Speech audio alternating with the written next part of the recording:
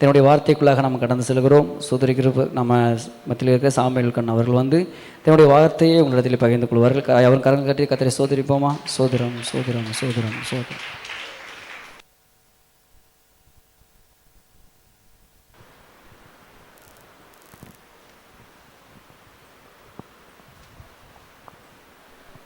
கர்த்தருடைய பரிசுத்த நாமம் மகிமைப்படுவதாக. உங்கள் மத்தியிலே மீண்டுமாய் தேவனுடைய வசனத்தை கொடுக்கும்படியாக தேவன் கொடுத்த கிருபைக்காக தேவனுக்கு நன்றி செலுத்துகிறேன். இந்த வாய்ப்பை கொடுத்ததான பாஸ்டருக்கும் நன்றியை தெரிவித்துக் கொள்கிறேன். மற்றும் இந்த நாளிலே தேவனுடைய வசனத்தை கேட்கும்படியாக தேவனை ஆராதிக்கும்படியாக கடந்து வந்திருக்கிற உங்கள் அனைவரையும் இயேசு கிறிஸ்துவின் நாமத்தினாலே வாழ்த்துகிறேன். எடுத்து வாசிக்கலாம். 2 கொரிந்தியர் 6ஆம் அதிகாரம், அதில் முதலாவது வசனத்தை வாசிக்கலாம். 2 கொரிந்தியர் 6ஆம் அதிகாரம். தேவனுடைய கிருபையை நீங்கள் விருதாவாய் பெறாதபடிக்கு உடன் வேலையாட்கள் ஆகிய நாங்கள் உங்களுக்காக புத்தி சொல்லுகிறோம். 2வது வசனத்தை வாசிக்கலாம். அனுக்கிரக காலத்திலே நான் உனக்கு செவி கொடுத்து இரட்சண்ய நாளிலே உனக்கு உதவி செய்தேன் என்று சொல்லி இருக்கிறாரே, இதோ இப்பொழுதே அனுக்கிரக காலம், இப்பொழுதே இரட்சண்ய நாள். நாம் அனைவரும் கண்களை மூடி தேவனை நோக்கி பார்ப்போமா? அன்பின் பரலோக பிதாவே, ஆசீர்வதிக்கப்பட்டதான் இந்த காலை வேளைக்காக துதிக்கிறோம், சோதரிக்கிறோம். ஆண்டவரே, இந்த வேளையிலுமாக ஆண்டவரே உம்முடைய வார்த்தையை கேட்கும்படியாக கடந்து வந்திருக்கிற ஒவ்வொருவரையும் தேவனே உம்முடைய சமூகத்தில் ஒப்புக் கொடுத்து நாங்கள் செபிக்கிறோம். ஆண்டவரே, இந்த வேளையிலுமாக தேவன் நீர் எங்கள் மத்தியிலே பேசுவீராக. ஆண்டவரே, சோதரமப்பா, இந்த வார்த்தையின் மூலமாக தேவன் என்ன காரியத்தை எங்களுக்கு கற்றுக் கொடுக்க விரும்புகிறீரோ ஆண்டவரே, அதை நாங்கள் கற்றுக்கொள்ளத்தக்கதாக எங்களுடைய மனக்கண்களை திறந்திடுவீராக. ஆண்டவரே, ஆவியானவர் அடியனை மறைத்து ஹல்லேலூயா நீர் வெளிப்படும்படியாக நாங்கள் ஜெபிக்கிறோம். பரிசுத்த ஆவியானவர் ஹல்லேலூயா இந்த வேளையிலே ஹல்லேலூயா முழு இந்த ஹல்லேலூயா சர்ப்பப்பா இந்த வசன பகுதிகள் முழுவதையும் தேவன் நீங்கள் பொறுப்பெடுத்துக் கொள்வீராக. உங்களுடைய வார்த்தைகள் வல்லமையோடு கூட கடந்து வருவதாக. தேவ நாமம் மகிமைப்படட்டும். கர்த்தாவே, உம்முடைய சமூகத்தில் எங்களை முழுவதுமாய் அர்ப்பணித்து நாங்கள் ஜெபிக்கிறோம். எல்லாவற்றையும் இயேசு கிறிஸ்துவின் வல்லமையுள்ள நாமத்தில் ஜெபிக்கிறோம். ஜெபிக்கிற நல்ல பிதாவே, ஆமென். ஹல்லேலூயா.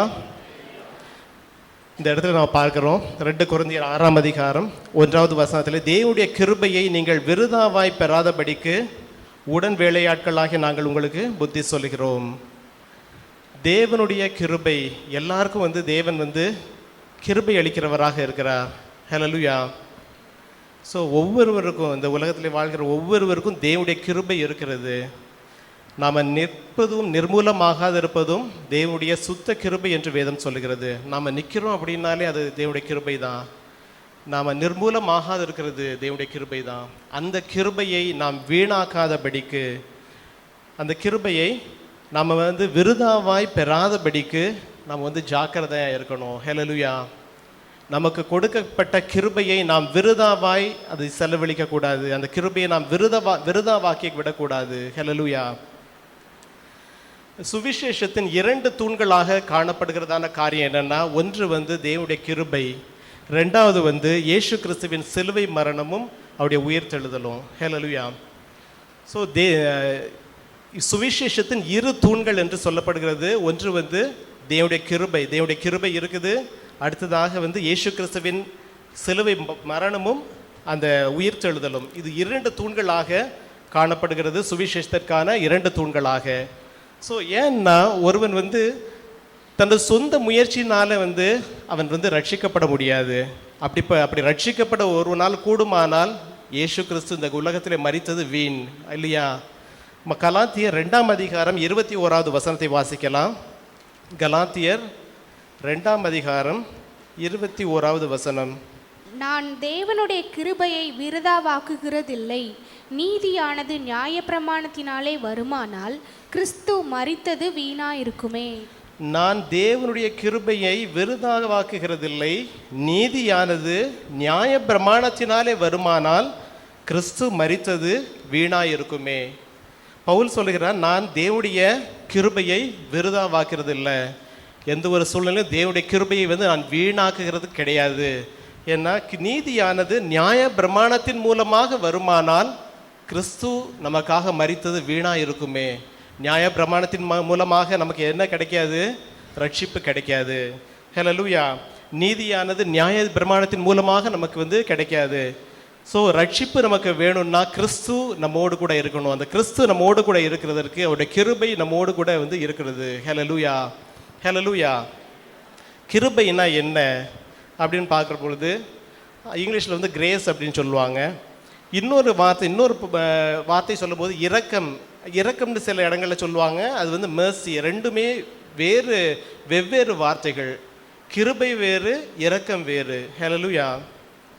கிருபை என்கிறது வந்து தகுதி இல்லாத ஒருவனுக்கு கர்த்தர் தருகிறதான ஒரு ஈவு. தகுதியே இல்லாத ஒருத்தருக்கு தேவன் கொடுக்கிறதான ஒரு கிஃப்ட் வந்து நார்மல் ஏதாவது ஒரு காரியத்தை கொடுப்பாங்களா? கிஃப்ட் கொடுக்கும்போது எப்படி கொடுப்பாங்க?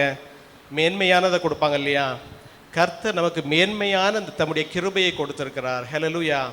ஸோ ரொம்ப சிம்பிளாக எக்ஸ்பிளைன் பண்ணணும் அப்படின்னா, படிக்கிற பசங்கள்லாம் இருக்கிறாங்க.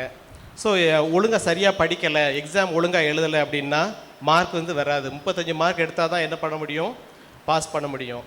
ஸோ 35 மார்க் எடுக்க முடியலை, ஒரு 30 மார்க் தான் எடுத்துக்கிறாங்க. அதுக்கு மேலே வந்து என்ன பண்ண முடியல, அவங்களுடைய பேப்பரில் வந்து மார்க் போட முடியல அப்படின்னா என்ன பண்ணுவாங்க? கிரேஸ் மார்க்னு கொடுப்பாங்க. இதை கேள்விப்பட்டுக்கிறீங்களா? கிரேஸ் மார்க்னு சொல்லுவாங்க. அது என்னது? இதுதான். அவங்க வந்து ஒன்றுமே எழுதலை, அதில் வந்து அவங்க அந்த பேப்பரில் ஒன்றுமே இல்லை, எழுதுனதில் ஒன்றுமே இல்லை, மார்க்கே போட முடியாது. ஆனாலும் அவங்களுக்கு வந்து என்ன பண்ணப்படுகிறது? மார்க் கொடுக்கப்படுகிறது. இதுதான் வந்து கிரேஸ் மார்க்னு சொல்லுவாங்க. இது வந்து இதை போல தான் வந்து தேவன் தகுதியில்லாத நமக்கு தம்முடைய ஈவாகிய கிருபையை கொடுத்திருக்கிறார். ஹல்லேலூயா. தகுதியில்லாத நமக்கு தேவன் தருகிறதான ஒரு ஈவு தான், ஒரு கிஃப்ட் தான் வந்து இந்த கிருபைங்கிறது. ஹல்லேலூயா. இந்த காரியத்தை நம்ம வந்து எதை தேவன் வந்து எதையுமே இந்த கிருபையை கொடுக்கறதுக்கு எதிர்பார்த்து கொடுக்கறதில்ல. எந்த காரியத்தையும் வந்து எதிர்பார்த்து அவர் கொடுக்கறதில்ல. எப்படி மார்க் போடும்போது வந்து அவங்க வந்து எதுவும் எதிர்பார்த்து மார்க் போடுறாங்களோ, எதிர்பார்க்காம மார்க் போடுறாங்களோ, அதை போல தான் வந்து தேவன் எந்த ஒரு எதிர்பார்ப்பும் இல்லாமல் இந்த கிருபையை நமக்கு தருகிறார். அது மட்டும் இல்லாது இந்த கிருபை பெற எந்த தகுதியுமே தேவையில்லை. ஹல்லேலூயா. அதுக்கு எந்த தகுதியும் இல்லை. எல்லாருக்கும் தேவன் அந்த கிருபையை கொடுக்கிறவராக இருக்கிறார். இந்த கிருபையை பெற்றுக்கொள்வதற்கு இந்த தகுதி இருக்கணும் அப்படிங்கிற எந்த ஒரு தகுதியுமே கிடையாது. எல்லாருக்கும், உலகத்தில் வாழ்கிற ஒவ்வொருவருக்கும் தேவன் தம்முடைய கிருபையை கொடுக்கிறவராக இருக்கிறார். ஹல்லேலூயா. இந்த செய்தியின் தலைப்பு வந்து கிருபையை வீணாக்காதே. Do not waste his grace. தேவன் கொடுத்ததான அந்த கிருபையை வீணாக்காதே என்கிறதான தலைப்பிலிருந்து இந்த நாளின் செய்தியை நாம் கேட்க போகிறோம். நம்ம பார்க்கிறோம், மீன் பிடிக்கிறவனாக இருந்த பேதுருவை வந்து என்ன பண்ணார்? எடுத்து தேவன் வல்லமையாக பயன்படுத்தினார். மீன் பிடிக்கிற தொழில் செய்து கொண்டிருந்ததான ஒரு மீனவனாக இருந்ததான ஒரு பேதுருவை எடுத்து தேவன் வல்லமையாக பயன்படுத்தினார். அவனுடைய முதலாவது பிரசங்கத்திலே 3000 பேர் ரட்சிக்கப்பட்டாங்க. அது பேதுருவினுடைய ஞானத்தினால் வந்த காரியம் அல்ல, தேவனுடைய கிருபை அந்த இடத்துல வெளிப்பட்டபடியினால பேதுரு மூலமாக அநேக ஜனங்கள் ரட்சிக்கப்பட கர்த்தர் கிருபையாக அந்த இடத்துல கிரியை செய்தார். ஹல்லேலூயா. ஸோ அந்த இடத்துல வந்து அந்த 3000 பேர் ரட்சிக்கப்படுகிறதற்கு பேதுருடைய ஞானமோ அல்லது பேதுருடைய படிப்போ எந்த காரியமோ வந்து உதவி செய்யலை. ஆனால் கர்த்தருடைய கிருபை அந்த இடத்துல வெளிப்பட்டது. அந்த ஜனங்கள் மத்தியிலே கர்த்தருடைய கிருபை வெளிப்பட்டது. ஆகையினாலே அந்த ஜனங்கள் எல்லாரும் 3000 பேர் ஒரே அந்த பிரசங்கத்தில் வந்து ரட்சிக்கப்பட்டாங்க. ஹல்லேலூயா, ஹல்லேலூயா. இந்த கிருபைங்கிற வார்த்தை வந்து தேவனுக்கு உரியது மட்டுமே. இந்த கிருபைங்கிற வார்த்தை வந்து வேற நம்ம எங்கேயும் வந்து யூஸ் பண்ணக்கூடாது. இந்த கிரேஸ் மார்க்னு சொல்கிறாங்க, ஆனால் வந்து கிருபைங்கிற வார்த்தை வந்து எந்த இடத்துல எடுத்துக்கிட்டாலும் தேவனுக்கு உரிய ஒரு வார்த்தையாக காணப்படுகிறது. யாருன்னா மனுஷங்கள் வந்து கிருபையை வந்து கொடுக்க முடியாது. கிருபைங்கிறது வந்து மனுஷன் கொடுக்கக்கூடிய காரியம் அல்ல, தேவன் மட்டுமே கொடுக்கக்கூடிய காரியம். இந்த கிருபைங்கிற வார்த்தை தேவனுக்கு உரியதான ஒரு வார்த்தையாக இருக்கிறது. அவர் மட்டுமே நமக்கு கிருபையை கொடுக்க வல்லவராக இருக்கிறார். வேற இந்த உலகத்தின் எந்த ஒரு காரியமோ நமக்கு வந்து கிருபையை கொடுக்க முடியாது. ஹல்லேலூயா. மனிதர்களுடைய செயல்பாடுகள் நம்ம வந்து மற்றவங்க கூட நம்முடைய ரிலேஷன்ஷிப்பில் வந்து நம்ம வந்து சில செய்கிற காரியங்கள் வந்து கிருபை என்று சொல்லப்படாது. அது என்ன எப்படி உபயோகப்படுத்தப்படுதுன்னா தயை அல்லது தயவு என்கிறதான வார்த்தையினாலே நம்ம வந்து சொல்லுவோம். கர்த்தருடைய கண்களில், அதாவது நம்ம சிலர் ஜெபிப்பாங்க, அதிகாரியுடைய கண்களிலே தயை கிடைக்க செய்யும் ஆண்டவரே. அந்த இடத்துல வந்து அதிகாரியுடைய கண்களிலே கிருபை கிடைக்க செய்யும் அப்படின்ட்டு வந்து சொல்கிறது என்னை பொறுத்த அளவுக்கு தவறுன்னு நான் சொல்லுவேன். ஏன்னா அந்த கிருபைங்கிற வார்த்தை வந்து தேவனுக்கு மட்டுமே உரியது. ஆகியனால வந்து அந்த இடத்துல வந்து தயவு கிடைக்கும்படியாக செய்யும் அப்படிங்கிற ஜெபத்தை தான் வந்து நம்ம வந்து ஏறெடுக்கிறவர்களாக இருக்கிறோம். ஹல்லேலூயா. இரக்கம் அப்படின்னா என்ன அப்படின்னு பார்த்தோம்னா, ஒரு கிழிஞ்ச வஸ்திரம் வந்து ஒருத்தர் உடுத்திருக்கிறாரு, அவருக்கு வந்து வேறு வஸ்திரம் இல்லை. ஸோ நம்ம வந்து அவருக்கு ஒரு வஸ்திரம் கொடுக்குறோம் அப்படின்னா அவர் மீது நாம் இரக்கப்பட்டு அந்த வஸ்திரத்தை கொடுக்குறோம். அவருக்கு ஏற்கனவே வஸ்திரம் இருக்குது, ஆனால் கிழிஞ்சிருக்குது. நம்ம இரக்கப்பட்டு என்ன பண்ணுறோம், அவருக்கு வஸ்திரத்தை கொடுக்குறோம். இது வந்து இரக்கம். ஸோ இது வந்து மேர்சி அப்படின்னு சொல்லுவோம். இன்னும் உங்களுக்கு புரிகிற மாதிரி சொல்லணும் அப்படின்னா, அதாவது ஒரு தவறு செய்து நம்முடைய கோர்ட்டினால் வந்து தண்டிக்கப்பட்டு சப்போஸ் தூக்கு தண்டனை பெற்றிருக்கிறாங்க, அவங்களுக்கு என்ன பண்ணுவாங்க, எல்லாம் சுப்ரீம் கோர்ட் வரைக்கும் போவாங்க. அதுக்கப்புறம் என்ன நடக்கும், அங்கே வந்து சுப்ரீம் கோர்ட்டும் வந்து தூக்கு தண்டனை வந்து உறுதி பண்ணிடுச்சு அப்படின்னா மெர்சி பெட்டிஷன் போடுவாங்க. ஜனாதிபதிக்கு என்ன பண்ணுவாங்க, மெர்சி பெட்டிஷன், அந்த கிருபை அவங்க இடத்துலேருந்து கிருபை கிடைக்கும்படியாக, ஒரு கிருபை இல்லை இரக்கம் கிடைக்கும்படியாக அது ஒரு மெர்சி பெட்டிஷன் வந்து போடுவாங்க. அதை வந்து ஜனாதிபதி ஏற்றுக்கொண்டால் என்ன நடக்கும், அவர்களுக்கு கொடுக்கப்பட்டதான தண்டனை குறைக்கப்படும். ஹல்லேலூயா. இதுதான் வந்து என்னது, மெர்சி. கிரேஸ் வேற, மெர்சி வேற, கிருபை வேற, இரக்கம் வேற. ஹல்லேலூயா. வேதத்தில் கிருபை என்கிற வார்த்தை முதலாவது எந்த இடத்துல வந்து யூஸ் பண்ணப்பட்டிருக்கிறதுன்னு பார்க்குற பொழுது, ஆதியாகமம் 6ஆம் அதிகாரம் 8வது வசனத்தை வாசிக்கலாம். ஆதியாகமம் 6ஆம் அதிகாரம் 8வது வசனம். தாம் பூமியிலே மனுஷனை உண்டாக்கினதற்காக. ஆதியாகமம் 6ஆம் அதிகாரம் 8வது வசனம். நோவாவுக்கோ கர்த்தருடைய கண்களில் கிருபை கிடைத்தது. ஹல்லேலூயா. முதலாக பைபிளில் வந்து கிருபை என்கிற வார்த்தை இந்த இடத்துல தான் வந்து வருது. நோவாவுக்கோ கர்த்தருடைய கண்களில் கிருபை கிடைத்தது. ஹல்லேலூயா. நோவாவும் அவருடைய வீட்டாரும் என்ன பண்ணிட்டு இருந்த, ஜலப்பிரளயம் வருகிற பொழுது அவர்கள் வந்து பாதுகாக்கப்பட்டார்கள் தேவனாலே. காரணம், தேவனுடைய கண்களிலே நோவாவுக்கு கிருபை கிடைத்தது. ஏன் நோவாவுக்கு தேவனுடைய கண்களிலே கிருபை கிடைத்ததுன்னு பார்க்குற பொழுது 9வது வசனத்தை வாசிக்கலாம். நோவாவும் வம்ச வரலாறு. நோவா தன் காலத்தில் இருந்தவர்களுக்குள்ளே நீதிமானும் உத்தமனுமாய் இருந்தான். நோவா தேவனோடே சஞ்சரித்து கொண்டிருந்தான். அவன் எப்படி காணப்பட்டான், நீதிமானும் உத்தமனுமாய் இருந்தான். அது மட்டுமல்ல, தேவனோடு சஞ்சரித்து கொண்டிருந்ததான ஒரு மனுஷனாக காணப்பட்டான். ஆகினாலே அந்த நாட்களிலே தேவனுடைய கண்களிலே நோவாவுக்கு கிருபை கிடைத்தது. ஹல்லேலூயா. இந்த கிருபைங்கிற காரியம் வந்து பழைய ஏற்பாட்டு காலத்திலையும் இருந்தது, ஆனால் பூர்ணமாக வெளிப்படவில்லை. அது இயேசு கிறிஸ்து இந்த உலகத்தில் வந்த பின்பு தான் வந்து அவர் தம்முடைய கிருபையை வந்து ஜனங்களுக்கு வந்து அதிகமாக கொடுக்கிறார். பூரணமான கிருபை நம்ம அதிலே வந்து வெளிப்படுகிறது. ஹல்லேலூயா. ஆதி நாட்களிலே கிருபை இருந்தது, ஆனால் பூரணமாக அது வெளிப்படவில்லை. ஹல்லேலூயா.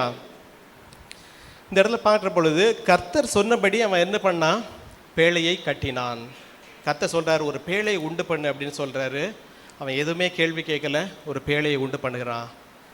தேவன் அவன் நோவாவுக்கு என்ன கொடுத்திருந்தாரு, கிருபையை கொடுத்திருந்தார். அந்த கிருபையை பெற்றிருந்ததான நோவா கர்த்தருடைய வார்த்தையை கேட்டு கர்த்தருடைய வார்த்தைக்கு இசைந்து அந்த பேழையை உண்டு பண்ணினான். அந்த பேழையை உண்டு பண்ணும்படியான ஞானத்தையும் சேர்த்து அவர் கொடுத்திருப்பார். அந்த கிருபையும் வந்து அவர் என்ன பண்ணியிருந்திருப்பார், கொடுத்திருப்பார். ஏன்னா அதுக்கு முன்னாடி பேழை உண்டு பண்ணதாக எந்த ஒரு சரித்திரமும் இல்லை இல்லையா. முதலாவதாக அந்த இடத்துல தான் வந்து பேழை உண்டு பண்ணப்படுகிறது. ஸோ தேவன் அதற்கு தேவையான கிருபைகளை நோவாவுக்கு கொடுத்திருந்திருப்பார். ஹல்லேலூயா. ஸோ அந்த பேழை வந்து உண்டு பண்ணுறான். ஒருவேளை வந்து அந்த வார்த்தையை கேட்டு இதெல்லாம் நான் எப்படி செய்ய முடியும், நான் செய்ய முடியாது அப்படின்ட்டு விட்டுருந்தா அவனுக்கு கொடுக்கப்பட்ட அந்த கிருபையை அவன் விருதாவாய் பெற்றவனாக காணப்பட்டிருப்பான் இல்லையா. அவனுக்கு கிருபை கொடுக்கப்பட்டிருந்துச்சு, அந்த கிருபையை யூஸ் பண்ணலை அப்படின்னா நாம் வந்து அந்த கிருபை என்ன பண்ணுறோம், வீணாக்கி கொண்டிருக்கிறோம். ஹல்லேலூயா. விருதாவாய் அதை பெற்றுக்கொண்டிருக்கிறோம். அது யூஸே இல்லை, நம்முடைய வாழ்க்கையில் யூஸ் இல்லை, மற்றவருடைய வாழ்க்கையில் அந்த கிருபையினாலே ஒரு யூஸும் இல்லை அப்படின்னா, அந்த கிருபை வந்து நாம் பெற்றுக்கொண்டதான அந்த கிருபையினால் எந்த ஒரு பயனும் இல்லை அப்படின்னா அது விருதாவாய் பெற்றிருக்கதான ஒரு கிருபையாகவே காணப்படுகிறது. ஹல்லேலூயா. அது மட்டுமல்லாது 2 பேதுரு 2ஆம் அதிகாரம் 5வது வசனத்தை வாசிக்கலாம். 2 பேதுரு 2ஆம் அதிகாரம் 5வது வசனம். பூர்வ உலகத்தையும் தப்பவிடாமல் நீதியை பிரசங்கித்தவனாகிய நோவா முதலான 8 பேரை காப்பாற்றி அவபக்தி உள்ளவர்கள் நிறைந்த உலகத்தின் மேல் ஜலப்பிரளயத்தை வரப்பண்ணி. ஹல்லேலூயா. பூர்வ உலகத்தையும் தப்ப விடாமல் நீதியை பிரசங்கித்தவனாகிய நோவா, தேவனுடைய கிருபையை பெற்றதான அந்த நோவா என்ன பண்ணாரு? நீதியை அந்த ஜனங்களுக்கு பிரசங்கித்தவராக இருந்தார்.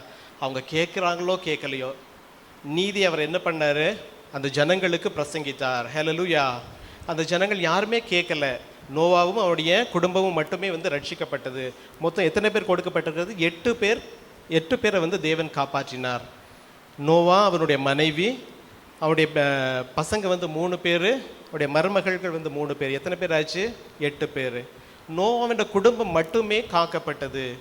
தேவனுடைய கண்களில் கிருபை பெற்றதான நோவா எல்லாருக்கும் தேவனுடைய வார்த்தை பிரசங்கித்தான். ஆனாலும் யாருமே அந்த வார்த்தை கேட்கவில்லை. ஆகினால நோவாவையும் அவருடைய குடும்பத்தையும் மட்டும் தேவன் என்ன பண்ணாரு? பாதுகாத்தார். தேவனுடைய கிருபையின் முக்கியத்துவம், மேன்மை இது நமக்கு காட்டுகிறது. கடைசியாக எந்த இடத்துல கிருபைன்ற வார்த்தை வேதாகமத்தில் முடியுதுன்னு பார்க்கிற பொழுது வெளிப்படுத்தின விசேஷம் 22ஆம் அதிகாரம் 21வது வசனம், கடைசி வசனத்துல வாசிக்கிற பொழுது, நம்முடைய கர்த்தராகிய இயேசு கிறிஸ்துவின் கிருபை உங்கள் அனைவரோடும் கூட இருப்பதாக. ஆமென். ஹல்லேலூயா. அந்த கிருபைங்கிற வார்த்தையை கொண்டே வேதாகமத்தை தேவன் முடிக்கிறார். ஹல்லேலூயா. ஸோ ஆரம்பித்தது எங்கே? நோவாவிலிருந்து ஆரம்பித்ததான் அந்த கிருபை வெளிப்படுத்தின விசேஷம் 22ஆம் அதிகாரம் 21ஆம் வசனத்தில் அந்த கிருபை என்கிறதான வார்த்தையை கொண்டு தேவன் முடிக்கிறார். அந்த கிருபை அப்படின்னா எவ்வளவு மேன்மையானது. ஹல்லேலூயா. தேவன் தம்முடைய வார்த்தையை நமக்கு கொடுத்ததான் அந்த வார்த்தையை முடிக்கிற பொழுது சொல்றாரு, நம்முடைய கர்த்தராக இயேசு கிறிஸ்துவின் கிருபை உங்கள் அனைவரோடும் கூட இருப்பதாக. சிலரோட விசுவாசிகளோடு கூட இருப்பதாகன்னு சொல்லல, உங்கள் அனைவரோடும் கூட இருப்பதாக. உலகத்தில் உள்ள எல்லாருக்கும் இந்த கிருபை கொடுக்கப்பட்டிருக்கிறது. ஹல்லேலூயா. உலகத்தில் வாழ்கிற ஒவ்வொரு ஜனத்திற்கும் தேவன் கிருபையை கொடுத்திருக்கிறார். ஹல்லேலூயா. யோவான் எழுதின சுவிசேஷம் 1ஆம் அதிகாரம் 16வது வசனத்தை வாசிக்கலாம். யோவான் 1ஆம் அதிகாரம் 16வது வசனம். அவருடைய பரிபூரணத்தினால் நாம் எல்லாரும் கிருபையின் மேல் கிருபை பெற்றோம். 17வது வசனத்தை வாசிக்கலாம். எப்படியெனில் நியாயப்பிரமாணம் மோசேயின் மூலமாய் கொடுக்கப்பட்டது, கிருபையும் சத்தியமும் இயேசு கிறிஸ்துவின் மூலமாய் உண்டாயின. ஹல்லேலூயா. அவருடைய பரிபூரணத்தினால் நாம் எல்லாரும் கிருபை மேல் கிருபை பெற்றோம். பரிபூரணமான கிருபை எங்கிருந்து வருகிறது? கிறிஸ்துவின் இடத்திலிருந்து. அவருடைய பரிபூரணத்தினாலே நாம் கிருபையை நாம் கிருபையின் மேல் கிருபை பெற்றிருக்கிறோம். அந்த கிருபையின் பரிபூரணம் அந்த இடத்துல காணப்படுகிறது. தேவன் தம்முடைய பரிபூரணமான கிருபையை இயேசு கிறிஸ்து மூலமாக நமக்கு என்ன பண்ணியிருக்கிறாரு? கொடுத்திருக்கிறார். ஹல்லேலூயா. அதிலே 17வது வசனத்தை வாசிக்கிற பொழுது, எப்படியெனில் நியாயப்பிரமாணம் மோசேயின் மூலமாக கொடுக்கப்பட்டது. நியாயப்பிரமாணம் யாரின் மூலமாக கொடுக்கப்பட்டது? மோசேயின் மூலமாக கொடுக்கப்பட்டது. கிருபையும் சத்தியமும் இயேசு கிறிஸ்துவின் மூலமாய் உண்டாயிற்று. நியாயப்பிரமாணம் கொல்லும் என்று சொல்லப்படுகிறது. ஸோ நியாயப்பிரமாணம் மோசேயின் மூலமாக கொடுக்கப்பட்டதான அந்த நியாயப்பிரமாணம் அதை முழுவதுமாய் நாம் நிறைவேற்றுகிற பொழுது தான் பாவத்திற்கு நாம் நீங்களாக்கி விடுகிறோம். முழுசு நிறைவேற்றப்படவில்லை என்றால் அந்த பாவத்திலேயே தான் நாம் இருக்கிறோம். அந்த பாவம் நம்மை பின்தொடர்ந்து கொண்டே இருக்கிறது. ஹல்லேலூயா. ஆனால் தேவனுடைய கிருபை நம்மை எல்லா பாவத்திலிருந்து விடுதலையாக்குகிறது. ஹல்லேலூயா. அப்படிப்பட்டதான கிருபை இயேசு கிறிஸ்து மூலமாக தேவன் நமக்கு கொடுத்திருக்கிறார். இந்த நாட்களில் நம்ம பார்க்குறோம், அநேக தவறான உபதேசங்கள் அநேக இடங்களில் போதிக்கப்பட்டு கொண்டிருக்கிறது. ஸோ கோயம்புத்தூர்லேயே நிறைய இடங்களில் தவறான உபதேசங்கள் போதிக்கப்பட்டு கொண்டிருக்கிறது. அதில் ஒரு உபதேசம் தான் கிருபையின் உபதேசம்னு சொல்கிறாங்க இல்லையா? கிருபையின் உபதேசம்ன்ற ஒரு உபதேசம் சொல்லப்படுகிறது, மற்றும் செழிப்பின் உபதேசம்ன்ற ஒரு உபதேசம் சொல்லப்படுகிறது. ஸோ இப்படிப்பட்டதான் தவறான உபதேசங்கள் அநேக இடத்துல என்ன பண்ணது? பிரசங்கிக்கப்பட்டு கொண்டிருக்கிறது. அது தவறு என்பதை ஜனங்கள் உணர்ந்து கொள்ள வேண்டுமானால் தேவன் கொடுத்ததான அந்த நமக்கு கொடுத்ததான அந்த வேதாகமத்தினை குறித்ததான வேதாகமத்தில் உள்ளதான வார்த்தையை குறித்ததான அறிவு நமக்கு இருக்க வேண்டும். அப்பொழுதுதான் இப்படிப்பட்டதான தவறான காரியங்களிலிருந்து நாம் நம்மை தப்புவித்து கொள்ள முடியும். கடைசி நாட்களுக்குள்ளாக நாம் இருக்கிறோம். எவனை வஞ்சிக்கலாமோ என்று சுற்றி திரிகிறான். யார்? பிசாசானவன் எவனை வஞ்சிக்கலாமோ என்று வகை தேடி சுற்றி திரிகிறதான இந்த நாட்களில் இருக்கிறோம். இந்த நாட்களை நாம் பார்க்கிற பொழுது நாம் கடைசி நாட்களுக்குள்ளாக இருக்கிறோம் என்பதை நாம் உணர்ந்து கொள்ள வேண்டும். இதுவரைக்கும் நம்ம கேள்விப்பட்டோம், அதாவது யுத்தங்களின் செய்திகளையும் நம்ம கேள்விப்பட்டோம். மற்ற தேசங்களில் யுத்தங்கள் நடந்தது, யுத்தங்களின் செய்திகளை நாம் கேள்விப்பட்டோம். இந்த நாட்களிலே நாம் பார்க்கிறோம், நம்முடைய தேசத்திலேயே ஒரு யுத்தம் ஆரம்பித்தது. நேற்றைய தினத்தில் தான் அதை சீஸ்ஃபயர் பண்ணியிருக்கிறாங்க. ஸோ நம்முடைய தேசத்திலேயே அந்த யுத்தம் கடந்து வந்திருக்கிறது. நாம் கடைசி நாட்களுக்குள்ளாக இருக்கிறோம். நாம் அதிகமாக ஜாக்கிரதை உள்ளவர்களாக காணப்பட வேண்டும். ஹல்லேலூயா. ஸோ சரி, நம்ம தான் மற்ற சபைகளுக்கு போகிறது இல்லையே, இங்கே தானே வர்றோம், பிறகு எப்படி நம்ம அந்த அப்படிப்பட்டதான தவறான உபதேசத்தை நாம் கேட்போம் அப்படின்னு பார்த்தோன்னா, இப்பொழுது தான் அநேக உபதேசங்கள் எதில் வருது? யூடியூப்பில் வருது. நாம் ஏதாவது ஒரு உபதேசத்தை நம்ம தவறான உபதேசம் இருக்கும், நம்ம கேட்குற பொழுது அந்த உபதேசம் நமக்கு மனசுக்குள்ளே போய் சத்ருவானவன் கிரியை செய்தான்னா நமக்கு சரியாய் வசனம் தெரியாதபடினாலே என்னாகும்? நாம் தவறி போய் விடுவோம். ஹல்லேலூயா. ஆகினாலே நாம் மிகவும் ஜாக்கிரதையாக இருக்க வேண்டும். தவறான உபதேசங்கள் யூடியூப் மூலமாக என்ன பண்ணப்படுகிறது?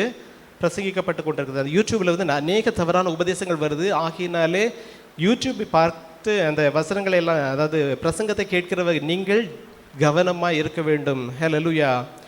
பிசாசு நம்மை வஞ்சித்து விடாதபடிக்கு நாம் கவனமாக இருக்க வேண்டும். ஹல்லேலூயா. கிருபையின் உபதேசங்கிறது தவறு. ஏன்னா அவங்க கிருபையினாலே எவ்வளவு பாவம் செஞ்சாலும் சரி, தேவனுடைய கிருபை என்ன பண்ணும்? நம்ம விடுவித்துரும் அப்படிங்கிறதான ஒரு உபதேசத்தை அவர்கள் சொல்லுகிறாங்க. ஹல்லேலூயா. எதை பேஸ் பண்ணி சொல்லுகிறாங்கன்னா, அதாவது பிசாசு எப்பவுமே நம்மை வஞ்சிக்கிற பொழுது வசனத்தின் மூலமாக வஞ்சிப்பான். ஹல்லேலூயா. அநேக இடங்களில் நம்ம பார்க்குறோம், வசனத்தின் மூலம் இயேசு கிறிஸ்துவையே சோதிக்கிற பொழுது வசனத்தின் மூலமாக பிசாசு சோதித்தான். ஸோ சில வசனங்கள், அதாவது ஒரு வசனத்தை வைத்து ஒரு காரியத்தை நம்ம முடிவு பண்ணக்கூடாது. ஹல்லேலூயா. ஒரு வசனத்தை மட்டும் வைத்து நாம் அதை இன்டர்பிரேட் பண்ணோம்னா அது தப்பாக போய்விடும். ஆகினாலே எல்லா வசனத்திற்கும் ஒவ்வொரு வசனமும் ஜோடி இல்லாமல் இராது என்று வேதம் சொல்லுகிறது. ஒவ்வொரு வசனத்துக்கும் ஜோடி இருக்கும். ஸோ அதற்கு ஏற்றதான மற்ற வசனங்கள் எங்கே இருக்கிறது நாம் தேடி பார்க்குற பொழுது தான் அது சரியானதா தப்பானதா, அது தவறாக நம்ம இன்டர்பிரேட் பண்ணுறோமா, தவறாக நம்ம புரிந்து கொள்கிறோமா என்பதை நாம் என்ன பண்ண முடியும்? அறிந்து கொள்ள முடியும். ஹல்லேலூயா. ஸோ ரோமருக்கு எழுதின நிருபம் 5ஆம் அதிகாரம் 20வது வசனத்தை வாசிக்கலாம். ரோமர் 5ஆம் அதிகாரம் 20வது வசனம். மேலும் மீறுதல் பெருகும்படிக்கு நியாயப்பிரமாணம் வந்தது, அப்படி இருந்தும் பாவம் பெருகின இடத்தில் கிருபை அதிகமாய் பெருகிற்று. ஸோ இந்த ஒரு வசனத்தை மட்டும் நம்ம பார்ப்போம்னா நம்ம என்ன பண்ணுவோம்? தவறி விடுவோம். ஹல்லேலூயா. இந்த இடத்துல சொல்லப்படுகிறது, மீறுதல் பெருகும்படிக்கு நியாயப்பிரமாணம் வந்தது, அப்படி இருந்தும் பாவம் பெருகின இடத்திலே கிருபை அதிகமாய் பெருகிற்றுன்னு சொல்லப்படுகிறது. அப்படின்னா அவங்க சொல்லுகிறதான அந்த தவறான உபதேசத்தை சொல்லுகிறவங்க என்ன சொல்கிறாங்க? பாவம் பெருகிற இடத்துல தான் என்ன பண்ணும்? கிருபை பெருகும். ஆனால் அதனால் பாவம் செய்கிறது தவறு இல்லை என்று தவறாய் அவர்கள் உபதேசிக்கிறாங்க. ஹல்லேலூயா. அது ஒரு தவறான உபதேசம். இந்த இடத்துல சொல்லப்பட்டிருக்கிற காரியம் என்ன என்று பார்க்குற பொழுது இதனுடைய அர்த்தம் என்ன, இந்த வசனத்தை கொண்டு தேவன் என்ன நம்மோடு கூட பேசுகிறாருன்னு பார்க்குற பொழுது, நியாய பிரமாணம் அப்படின்றது ஒரு டெம்பரவரியான ஒரு பிரமாணமாக கொடுக்கப்பட்டது. கிருபைங்கிறது பெர்மனண்ட்டாக நமக்கு கொடுக்கப்பட்டது. நித்திய ஜீவனுக்கு நேராக நம்மை நடத்தும்படியாக அந்த கிருபை கொடுக்கப்பட்டது. நியாய பிரமாணங்கிறது ஒரு டெம்பரவரி சொல்யூஷன்.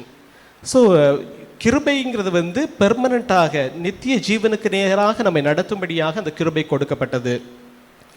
இந்த நியாய பிரமாணத்தின் காலத்தில், நியாய பிரமாணம் கொடுக்கப்படுறதுக்கு முன்பாக அவங்க என்னெல்லாம் செஞ்சாங்களோ அது எது பாவம் எது பாவம் இல்லைங்கிறது யாருக்கும் தெரியாது இல்லையா? ஸோ அவங்களுக்கு தெரியல. ஒரு அதாவது பைக்கில் போகிறோம், ரோடு ரூல்ஸ் எல்லாம் இருக்குது, அந்த அந்த சட்டங்கள் எல்லாம் இல்லை அப்படின்னா எது சரி எது தப்புன்னு நமக்கு தெரியுமா? தெரியாது. ரோட்டில் இப்படி தான் லெஃப்டில் உள்ள இதில் தான் போகணும் அப்படின்ட்டு கொடுக்க சட்டம் இருக்குது. ஸோ ரைட்டில் உள்ள ரோட்டில் வந்து ஆப்போசிட் டைரக்ஷனில் போக முடியுமா? போகக்கூடாது. ஸோ இப்படிப்பட்டதான சட்டங்கள் இருக்குது. அது அந்த சட்டம் கொடுக்கப்படவில்லை என்றால் 2 சைடு போனாலும் கரெக்டு தான் அப்படின்னு நம்ம நினைப்போம் இல்லையா? அதே போல தான் நியாயப்பிரமாணம் கொடுக்கப்படுகிறதற்கு முன்பாக அவர்கள் செய்தது எல்லாமே வந்து நல்லது, சரிதான் என்று நினச்சிட்டு இருந்தாங்க.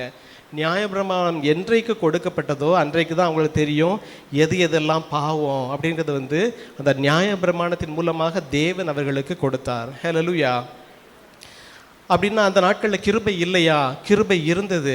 ஆனால் அந்த கிருபை வெளிப்பட வேண்டுமானால் இந்த நியாயப்பிரமாணம் முதலாவது வர வேண்டும். எது சரி எது தவறான காரியம் என்று வெளிப்படுகிற பொழுது தான் வந்து பாவம் எது அப்படிங்கிறதான காரியம் வந்து ஜனங்களுக்கு தெரியும். பாவம் அதிகமாக பெருக்குகிற பொழுது தான் வந்து தேவன் தம்முடைய கிருபையை ஜனங்களுக்கு கொடுத்தார். ஹல்லேலூயா. ஸோ நியாயப்பிரமாணம் வந்த பொழுது என்ன நடந்தது? ஜனங்கள் வந்து அறிந்து கொண்டாங்க எது பாவம் எது சரி அப்படின்ட்டு. ஸோ அந்த நாட்களில் வந்து பாவம் வந்து பெருகிக்கிட்டு தான் இருந்தது இல்லையா? பழைய ஏற்பாட்டு காலத்தில் பார்க்குற பொழுது பாவம் பெருகிட்டு தான் இருந்தது. ஸோ அந்த பாவம் பெருக பெருக ஒரு ஸ்டேஜில் வந்து கிருபை பெருக வேண்டும். ஏன்னா அந்த வந்து சோதோம் குமாராவை நாம் பார்க்கிறோம். சோதோம் குமாராவில் பாவம் பெருகின பொழுது அந்த சோதோம் குமாரா என்ன பண்ணப்பட்டது? தேவன் அந்த தேசத்தை அழித்தார். ஹல்லேலூயா. ஸோ அந்த ஜனங்கள் எல்லாம் அழிக்கப்பட்டாங்க. லோத்தும் அவருடைய குடும்பமும் மட்டுமே வந்து காப்பாற்றப்பட்டது. ஹல்லேலூயா. ஸோ அதை போல தான் வந்து ஜனங்கள் மறிக்கக்கூட ஜனங்களை வந்து தேவன் இந்த உலகத்திற்கு அனுப்பினது அவர்களை வந்து கொல்லும்படியாக அல்ல, அவர்களை ரட்சிக்கும்படியாகவே. அதற்காக தான் என்ன பண்ணார்? தேவன் தம்முடைய ஒரே பேரான குமாரனை இந்த உலகத்திற்கு அனுப்பினார். ஹல்லேலூயா. ஸோ கிருபை வெளிப்பட வேண்டுமானால் நியாயப்பிரமாணம் அதற்கு முன்பாக வெளிப்பட வேண்டும். ஸோ நியாயப்பிரமாணம் கொடுக்கப்பட்டது. பாவம் எது சரி என்று தெரிந்த பொழுது பாவம் பெருகி கொண்டிருக்கிற நாட்களிலே அந்த கிருபை பெருகும்படியாக அந்த கிருபை பெருகி கொண்டே இருந்தது. இயேசு இந்த உலகத்தில் வெளிப்பட வேண்டும். ஹல்லேலூயா. அதற்காக தான் வந்து இந்த இடத்துல கொடுக்கப்பட்டிருக்குது. ஒருவரும் மேலும் மீறுதல் பெருகும்படிக்கு நியாயப்பிரமாணம் வந்தது. அப்படி இருந்தும் பாவம் பெருகின இடத்திலே கிருபை அதிகமாய் பெருகிற்று. பாவம் பெருகிக்கொண்டே இருந்தது. ஒரு ஸ்டேஜில் பாவம் அதிகமாகி கொண்டிருக்கிற பொழுது தேவன் தம்முடைய ஒரே பேரான குமாரனை இந்த உலகத்திற்கு அனுப்பினார். இந்த ஜனங்கள் மறிக்கக்கூடாது. பாவத்தில் வந்து அந்த ஜனங்கள் மறித்து கொண்டிருக்கிறாங்க. இவர்களை வந்து பாவத்திலிருந்து விடுதலையாக்க வேண்டும் என்று சொல்லி தேவன் தம்முடைய ஒரே பேரான குமாரன் இந்த உலகத்திலே அனுப்பி நம்மை வந்து ரட்சிக்கும்படியாக அவர் இந்த உலகத்திலே கடந்து வந்து சிலுவையிலே பாடுகள் அனுபவித்து மரித்து 3ஆம் நாளிலே உயிர்த்தெழுந்து தேவன் நமக்கு ரட்சிப்பை கொடுத்திருக்கிறார். இயேசு கிறிஸ்து நமக்கு ரட்சிப்பை கொடுத்திருக்கிறார். ஹல்லேலூயா. இதைத்தான் அவங்க என்ன பண்ணுறாங்க? தவறாக புரிந்து கொண்டு பாவம் பெறுகிற பொழுது கிருபை பெருகும் அப்படிங்கிறதான ஒரு வார்த்தையை மட்டும் படிச்சுக்கிட்டு தவறான உபதேசத்துக்குள்ளாக கடந்து செல்கிறாங்க. அப்படின்னா 2-3 வசனங்களை வைத்து தான் அதை வந்து உறுதிப்படுத்த வேண்டும் நீங்கள் சொன்னீங்க அப்படின்னு சொல்கிற பொழுது அதுக்கு கீழாக வாசியுங்கள். ரோமர் 6ஆம் அதிகாரம் 1வது வசனத்தை வாசியுங்கள். ஆகையால் என்ன சொல்லுவோம்? கிருபை பெருகும்படிக்கு பாவத்திலே நிலை நிற்கலாம் என்று சொல்லுவோமா? கூடாதே. ஹல்லேலூயா. கிருபை பெருகும்படிக்கு நாம் பாவத்திலே நிற்கலாம் என்று சொல்லுவோமா அப்படின்னு பவுலே கேட்கிறாரு. கேட்டுட்டு அவரே ஆன்சர் கொடுத்தது கூடாது. கிருபை பெருகும்படி நாம் பாவத்திலே நிலை நிற்கக்கூடாது என்று சொல்லப்பட்டிருக்கிறது வசனம் சொல்லுது. அடுத்து அதிலே 15வது வசனத்தை வாசிக்கலாம். 6ஆம் அதிகாரம் 15வது வசனம். இதனால் என்ன? நாம் நியாய பிரமாணத்துக்கு கீழ்ப்பட்டிராமல் கிருபைக்கு கீழ்ப்பட்டிருக்கிறபடியால் பாவம் செய்யலாமா? கூடாதே. நம்ம இப்போ வந்து நியாய பிரமாணத்துக்கு கீழ்பட்டு இருக்கல, கிருபைக்கு கீழ்பட்டு இருக்கிறோம். அப்படின்னா நம்ம வந்து பாவம் செய்கிற பொழுது கிருபை பெருகும் சொல்கிறாங்களே. அப்படின்னா நியாய பிரமாணத்துக்கு கீழ்ப்படாத நாம் வந்து பாவம் செய்தால் கிருபை பெருகுமா? பாவம் செய்யலாமா அப்படின்ட்டு வந்து பவுலே கேட்கிறாரு. ஸோ இதனால் என்ன? நாம் நியாய பிரமாணத்திற்கு கீழ்பட்டிராமல் கிருபைக்கு கீழ்பட்டு இருக்கிறபடியினால் பாவம் செய்யலாமா சொல்கிறாரு. கூடாது, பாவம் செய்யக்கூடாது. ஹல்லேலூயா. கிருபை இருக்கிற இடத்துல வந்து பாவம் செய்யலாம் என்று யாராவது உபதேசித்தார்கள் என்றால் அது தவறு. ஹல்லேலூயா. வேதம் தெளிவாய் சொல்லுகிறது. கிருபையை வந்து தேவன் வந்து நம்மை ரட்சிக்கும்படியாகவே இந்த உலகத்தில் வந்து இயேசு கிறிஸ்து கிருபையாக இந்த உலகத்தில் கடந்து வந்து நமக்கு கிருபையை கொடுத்து நம்ம வந்து ரட்சித்து கொண்டிருக்கிறார். ஹல்லேலூயா. நாம் வந்து பாவம் செய்யக்கூடாது. நியாய பிரமாணத்துக்கு கீழ்பட்டிருந்தவங்க பாவம் செய்தாங்க. ஆனால் கிருபையின் காலத்தில் இருக்கிற நாம் இயேசு கிறிஸ்துடைய கிருபைக்குள்ளாக மூடப்பட்டிருக்கிற நாம் பாவம் செய்யக்கூடாது. கிருபை பெருகும் என்று சொல்லிக்கொண்டு நாம் வந்து என்ன பண்ணக்கூடாது? பாவம் செய்யக்கூடாது. அது கூடாது கூடாது என்று 2 இடத்துலையுமே வந்து 6ஆம் அதிகாரம் 1வது வசனத்திலையும் 15வது வசனத்திலையும் பாவம் செய்யக்கூடாது, கிருபை பெருகும்படியாக நாம் பாவம் செய்யக்கூடாது என்று தான் சொல்லப்பட்டிருக்கிறது. ஹல்லேலூயா, ஹல்லேலூயா. இப்படிப்பட்டதான தவறான உபதேசங்களை நாம் வந்து என்ன பண்ணக்கூடாது? கேட்டு நாம் வந்து குழம்பிக் கொள்ளக்கூடாது. ஹல்லேலூயா. எந்த ஒரு வசனம் வந்து கடந்து வந்தாலும் அதுக்கு ஒவ்வொரு வசனத்திற்கும் ஜோடு வசனங்கள் உண்டு. ஸோ அதை நாம் தேடி கண்டுபிடித்து நம்ம வந்து அதுக்கான விளக்கத்தை வந்து தெரிந்து கொள்ளலாம். ஹல்லேலூயா. ரோமர் 6ஆம் அதிகாரம் 1வது வசனத்தை வாசிச்சாச்சு இல்லையா? 6:1 மற்றும் 15 வாசித்தது. ஸோ நம்முடைய வாழ்க்கை எப்படி இருக்கிறது? நம்ம இப்போ வந்து பார்த்தோம், மற்றவங்க கிருபையில் வந்து மற்றவங்களுடைய வாழ்க்கையில் வந்து பார்த்தோம். நம்முடைய வாழ்க்கை எப்படி இருக்கிறது? கிருபையை நாம் வீணாக்கி கொண்டிருக்கிறோமா அப்படின்னு பார்க்குறோம். ஒரு வசனத்தை வாசிக்கலாம். சங்கீதம் 5ஆம் அதிகாரம் 7வது வசனத்தை வாசிக்கலாம். நானோ உமது மிகுந்த கிருபையினாலே உமது ஆலயத்திற்குள் பிரவேசித்து உமது பரிசுத்த சந்நிதிக்கு நேரே பயபக்தியுடன் பணிந்து கொள்ளுவேன். நானோ உமது மிகுந்த கிருபையினாலே உமது ஆலயத்திற்குள் பிரவேசித்து. இந்த நாளிலே நாம் தேவனுடைய ஆலயத்திற்குள்ளாக கடந்து வந்திருக்கிறோம். எப்படி கடந்து வந்திருக்கிறோம்? தேவனுடைய மிகுந்த கிருபையினாலே நாம் கடந்து வந்திருக்கிறோம். ஹல்லேலூயா. ஸோ நம்முடைய பலத்தினால் கடந்து வந்திருக்கிறோமா? இல்லை நமக்கு தேவன் கொடுத்ததான அந்த நல்ல சுகத்தினாலே, சரீர சுகத்தினாலே கடந்து வந்திருக்கிறோமா? இல்லை, தேவனுடைய கிருபையினாலே தான் நம்ம என்ன பண்ணிருக்கிறோம்? சபைக்குள்ளாக கடந்து வந்திருக்கிறோம். ஹல்லேலூயா. ஸோ நாம் இந்த சர்ச்சுக்குள்ளாக இன்றைக்குள்ள காரியத்தை மட்டும் தான் நாம் பார்க்க போகிறோம். ஸோ இன்றைக்கு நாம் சபைக்குள்ளாக கடந்து வந்திருக்கிறோம். சபைக்குள்ளாக வந்ததிலிருந்து இந்த நேரம் வரை நாம் எப்படி இருந்தோம்? கிருபையை நாம் வந்து வீணாக்காதபடிக்கு நாம் பார்த்து கொண்டோமா? ஹல்லேலூயா. சபைக்குள்ளாக நம்ம கடந்து வந்தோம். பாடல்கள் பாடப்பட்டது. நாம் வந்து அந்த பாடல்களின் வரிகளை புரிந்து நாம் வந்து பாடினோமா? தேவனுடைய நாமத்தை மகிமைப்படுத்தினோமா? பாடல்கள் பாடுகிற பொழுது நம்முடைய சிந்தனைகள் எங்கே இருந்தது? நாம் ஒவ்வொருவரும் நம்மை நாமே ஆராய்ந்து கொள்வோம். இன்றைக்கு நாம் பெற்றுக்கொண்டதான் அந்த கிருபை.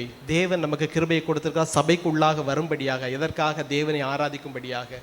ஸோ தேவனை ஆராதிக்கும்படியாக சபைக்குள்ளாக கடந்து வந்த நாம் இன்றைக்கு அந்த கிருபையை வீணடித்தோமா என்று நாம் வந்து நம்மை நாமே ஆராய்ந்து பார்க்க வேண்டும். ஸோ பாடல்கள் பாடுகிற பொழுது நாம் வந்து அந்த வேளையில் பாடல்களின் வரிகளை உணர்ந்து பாடினோமா? அது மட்டுமல்லாத ஆராதனை வேளையிலே நம் முழு இருதயத்தோடு தேவனை ஆராதித்தோமா? ஒருவேளை ஆராதிக்கலை அப்படின்னா நாம் வந்து இன்றைக்கு தேவன் நமக்கு கொடுத்ததான கிருபையை நாம் வீணெடுத்து விட்டோம். ஹல்லேலூயா. ஒவ்வொரு நாளும் வந்து தேவனுடைய சமூகத்தில் நாம் கடந்து வருகிற பொழுது தேவன் கிருபையை தருகிறார். நாம் செய்கிற ஒவ்வொரு காரியத்திலும் தேவன் கிருபையை தருகிறார். அதை தேவனுக்கு உகந்த பிரகாரமாக நாம் செய்கிறோமா? நீங்கள் எதை செய்தாலும் தேவனுடைய நாம மகிமைப்படும்படியாகவே செய்யுங்கள் என்று சொல்லியிருக்கிறார். ஹல்லேலூயா. ஸோ இன்றைக்கு நாம் வந்து சபைக்கு கடந்து வந்த நாம் தேவனுடைய கிருபையை வீணடித்தோமா என்பதை நமக்கு தான் தெரியும் இல்லையா? நாம் ஒவ்வொருவரும் நம்மை ஆராய்ந்து பார்க்க வேண்டும். ஹல்லேலூயா. இந்த தேவனுடைய கிருபையை இழந்து போக முடியுமா அப்படின்னு பார்த்தா வசனம் என்ன சொல்லுது? எபிரேயர் 12ஆம் அதிகாரம் 15-16 வசனங்களை வாசிக்கலாம். ஒருவனும் தேவனுடைய கிருபையை இழந்து போகாதபடிக்கு யாதொரு கசப்பான வேர் முளைத்தெலும்பி கலகம் உண்டாக்குகிறதினால் அநேகர் தீட்டுப்படாதபடிக்கும் ஒருவனும் வேசி கள்ளனாகவும் ஒருவேளை போஜனத்துக்காக தன் சேஷ்ட புத்திர பாகத்தை விற்று போட்ட ஏசாவை போல சீர்கெட்டவனாகவும் இராதபடிக்கும் எச்சரிக்கையாயிருங்கள். ஹல்லேலூயா. ஒருவனும் தேவனுடைய கிருபையை இழந்து போகாதபடிக்கு அப்படின்னு சொல்லப்பட்டிருக்குது. அப்படின்னால் தேவனுடைய கிருபையை நாம் வந்து இழந்து போக முடியும். ஹல்லேலூயா. இழந்து போகாத படிக்கின்ற வந்து வேதம் சொல்லுகிறதுன்னா இழந்து போகிறதற்கு வாய்ப்புகள் உண்டு. தேவன் கொடுத்ததான கிருபையை நாம் இழந்து போகிறதுக்கான வாய்ப்புகள் இருக்கிறது. ஹல்லேலூயா. இந்த இடத்துல சொல்லப்படுகிறது, 1வது கசப்பான வேர் முளைத்தெழும்பி கலகம் உண்டாக்குகிறதினால் அநேகர் தீட்டுப்படாத படிக்கு. கசப்பான வேர் நமக்குள்ளாக உண்டாயிருக்குமானால் நாம் வந்து தேவனுடைய கிருபையை இழந்து போய் விடுவோம். ஹல்லேலூயா. எந்த ஒரு கசப்பும், யார் மீதும் கசப்பு இருக்கக்கூடாது. எந்த ஒரு கசப்பும் நம்முடைய இருதயத்திற்குள்ளாக காணப்படக்கூடாது. அப்படி காணப்படுமானால் நாம் இந்த கிருபையை இழந்து போய் விடுவோம். ஸோ இந்த கசப்பு மட்டுமல்ல, இன்னொரு இடத்துல சொல்லப்பட்டிருக்குது. அப்போஸ்தலர் 8ஆம் அதிகாரம் 23வது வசனத்தை வாசிக்கலாம். அப்போஸ்தலர் 8ஆம் அதிகாரம் 23வது வசனம். நீ கசப்பான பிச்சிலும் பாவக்கட்டிலும் அகப்பட்டிருக்கிறதாக காண்கிறேன் என்றான். நீ கசப்பான பிச்சிலும் பாவக்கட்டிலும் அகப்பட்டிருக்கிறதாக காண்கிறேன் என்றான். ஒரு மாய வித்தைக்காரன் ரட்சிக்கப்படுகிறான். அவன் அந்த இடத்துல என்ன நடக்குது? பரிசுத்த ஆவின் அபிஷேகம் அந்த இடத்துல கடந்து வருகிறது. அப்பொழுது அவன் தன்னிடத்தில் இருந்ததான பணத்தை கொண்டு இதை நான் பெற்றுக்கொள்ளும்படியாக, நான் மற்றவர்களுக்கு பரிசுத்த ஆவியை கொடுக்கும்படியாக எனக்கு இந்த வரத்தை தாரும் என்று தன்னுடைய பணத்தை கொண்டு கொடுக்குறான். பணத்தினாலே தேவனுடைய சமூகத்தில் எதையும் நாம் சம்பாதிக்க முடியாது. ஹல்லேலூயா. எதை பணத்தை வைத்து இந்த உலகத்தில் வேணா நம்ம ஏதாவது சம்பாதித்து கொள்ளலாம். ஆனால் தேவனுடைய சமூகத்தில் பணத்தை கொண்டு எதையுமே சம்பாதிக்க முடியாது. ஹல்லேலூயா. அது பணத்தை கொண்டு நாம் ஏதாவது ஒரு காரியத்தை சம்பாதித்து கொள்ளலாம் அப்படின்னு நினைச்சோன்னா நாம் அதாவது என்ன சொல்லப்பட்டிருக்கிறது? கசப்பான பிச்சிலும் பாவக்கட்டிலும் அகப்பட்டிருக்கிறதாக காண்கிறேன் என்று சொல்லுகிறார். ஹல்லேலூயா. கசப்பான பிச்சு, கசப்பில் நம்ம அகப்பட்டு இருக்கிறோம் அப்படின்னு அர்த்தம். ஸோ ஆகையினால நாம் மிகவும் ஜாக்கிரதையாக இருக்க வேண்டும். எந்த ஒரு கசப்பும் நம்முடைய இருதயத்திலே காணப்படக்கூடாது. கசப்பு இருக்குமானால் தேவனுடைய கிருபையை நாம் இழந்து போகிறதற்கு அநேக வாய்ப்புகள் உண்டு. அடுத்தபடியாக 2வதாக சொல்லப்பட்டிருக்கிறது வேசிக்கள்ளர். எபிரேயர் 12ஆம் அதிகாரம் 15வது வசனத்தில் வாசிக்கிற பொழுது 16வது வசனத்திலே ஒருவனும் வேசிக்கள்ளனாகவும், வேசித்தனம் நம்முடைய வாழ்க்கையில் காணப்படக்கூடாது. இப்படிப்பட்டதான காரியங்களிலே ஈடுபடுவோமானால் நாம் தேவனுடைய கிருபையை இழந்து போவோம். காரணம் என்ன? இந்த சரீரம் தேவனுடைய ஆலயமாய் இருக்கிறது. இந்த சரீரத்தை ஒருவன் கெடுத்தால் தேவன் அவனை கெடுப்பார் என்று வேதம் சொல்லுகிறது. ஹல்லேலூயா. ஆகையினாலே நாம் நம்முடைய சரீரத்தை பாதுகாத்து கொள்ள வேண்டும். வேசித்தனம் நம்முடைய வாழ்க்கையிலே காணப்படக்கூடாது. அப்படிப்பட்டதான காரியம் நம்முடைய வாழ்க்கையிலே காணப்படுமானால் நம்ம கிருபையை இழந்து போவோம். ஹல்லேலூயா. 3வதாக சேஷ்ட புத்திர பாகத்தை விற்று போட்ட ஏசாவை போல சீர்கெட்டவனாகவும் இராதபடிக்கு நாம் சீர்கெட்டவர்களாக காணப்படக்கூடாது. ஹல்லேலூயா. சீர்கெட்டவர்களாக நாம் காணப்படக்கூடாது. அப்படி சீர்கெட்டவர்களாக நம்ம காணப்படுவோமானால் என்ன நடக்கும்? கிருபையை இழந்து போவோம். ஸோ சீர்கெட்டவங்க அப்படின்னா யாரை சொல்ல முடியும் அப்படின்னு பார்த்தோம்னா, தீத்து 3ஆம் அதிகாரம் 9வது வசனத்தை வாசிக்கலாம். புத்தியீனமான தர்க்கங்களையும் வம்ச வரலாறுகளையும் சண்டைகளையும் நியாயப்பிரமாணத்தை குறித்து உண்டாகிற வாக்குவாதங்களையும் விட்டு விலகு, அவைகள் அப்பிரயோஜனமும் வீணுமாய் இருக்கும். புத்தியீனமான தர்க்கங்கள் இவைகளை விட்டு விலகணும். வம்ச வரலாறுகள், சண்டைகள், நியாயப்பிரமாணத்தை குறித்து உண்டானதான வாக்குவாதங்களை நாம் விட்டு விலக வேண்டும். அவைகள் எந்த ஒரு பிரயோஜனம் இல்லாதது. ஹல்லேலூயா. இப்படிப்பட்டதான சீர்கெட்டதான காரியங்களை நாம் விட்டு விலக வேண்டும். ஹல்லேலூயா. ஸோ இன்னொரு இடத்துல சொல்லப்பட்டிருக்கிறது, அதாவது கெனேசரத்து என்கிறதான இடத்திற்கு இயேசு கடந்து செல்வார். அந்த இடத்துல லேகியோன்கிறதான பிசாசு பிடிக்கப்பட்டதான ஒரு மனுஷன் காணப்படுவான். அந்த இடத்துல பார்க்குற பொழுது அவன் தன்னுடைய அந்த இயேசு அவனை விடுவிப்பார். அதன் பின்பாக அவன் அவனுடைய சுபாவங்கள் எல்லாம் மாறி இருக்கும். ஹல்லேலூயா. ஹல்லேலூயா. ஸோ அந்த இடத்துல சீர்கெட்டவனாக அதற்கு முன்பாக இருந்திருப்பான். ஹல்லேலூயா. சீர்கெட்டவனை போல அவன் காணப்பட்டிருப்பான். ஸோ தெளிந்த புத்தி இல்லாதபடிக்கு அவன் சீர்கெட்டவனாக இருந்திருப்பான். அந்த இடத்துல தேவன் அவனை விடுவிக்கிற பொழுது அவனுக்கு தெளிந்த புத்தி உண்டாயிற்று என்று சொல்லப்பட்டிருக்கிறது. ஹல்லேலூயா. சீர்கெட்டவர்கள் எப்படி இருப்பாங்க? ஒரு தெளிந்த புத்தி இருக்காது. அவங்க இஷ்டத்துக்கு செய்வாங்க. தெளிந்த புத்தி இல்லாதபடிக்கு அவர்கள் காணப்படுவார்கள். ஸோ பிசாசு பிடித்திருந்த ஒரு மனுஷன் தெளிந்த புத்தி இல்லாதபடிக்கு காணப்பட்டான். அவன் விடுதலையாக்கப்பட்ட பின்பு அவனுக்கு தெளிந்த புத்தி உண்டாயிற்று என்று சொல்லப்பட்டிருக்கிறது. ஸோ சீர்கெட்டவர்களாக நாம் காணப்படக்கூடாது. ஹல்லேலூயா.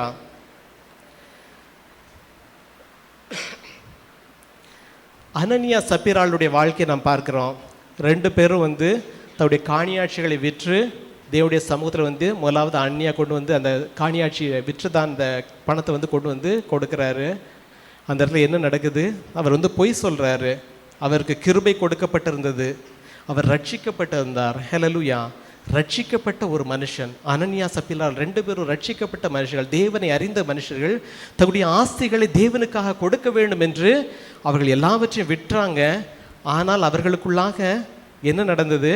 ஒரு பகுதியை வந்து அவர்கள் தங்களுக்காக வைத்துக்கொண்டு மீதியானதை கொண்டு வந்து கொடுத்தார்கள்.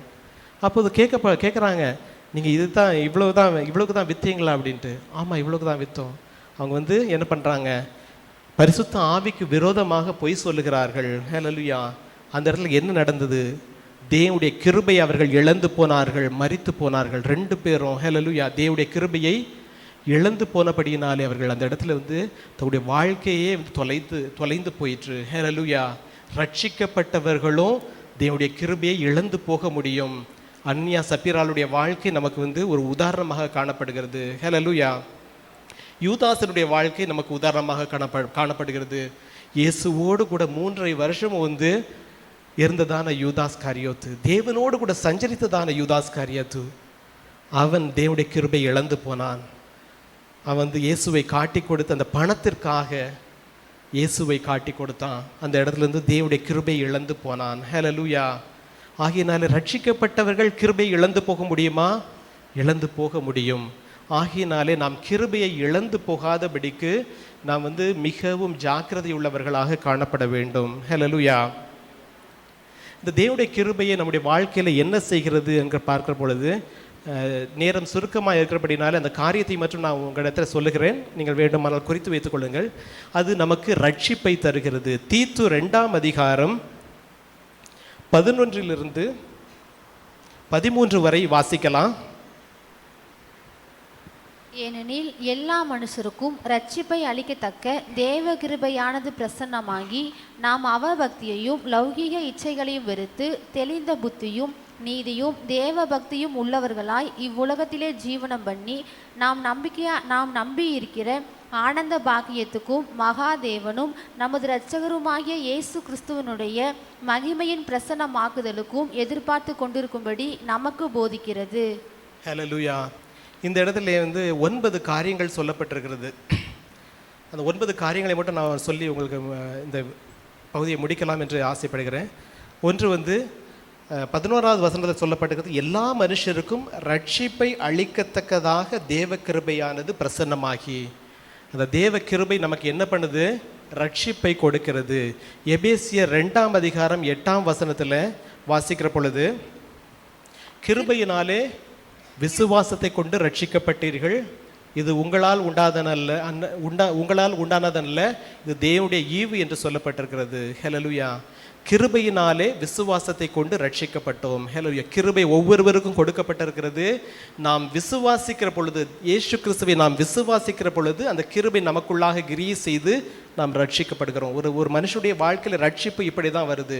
கிருபை நமக்கு கொடுக்கப்பட்டிருக்கிறது. நாம் விசுவாசிக்கிற பொழுது, யாரெல்லாம் விசுவாசிக்கிறாங்களோ இயேசு கிறிஸ்துவை, அவர்களுக்கு அந்த கிருபையானது அவர்களுக்குள்ளாக கிரியை செய்து ரட்சிப்பை தருகிறது. ஹல்லேலூயா.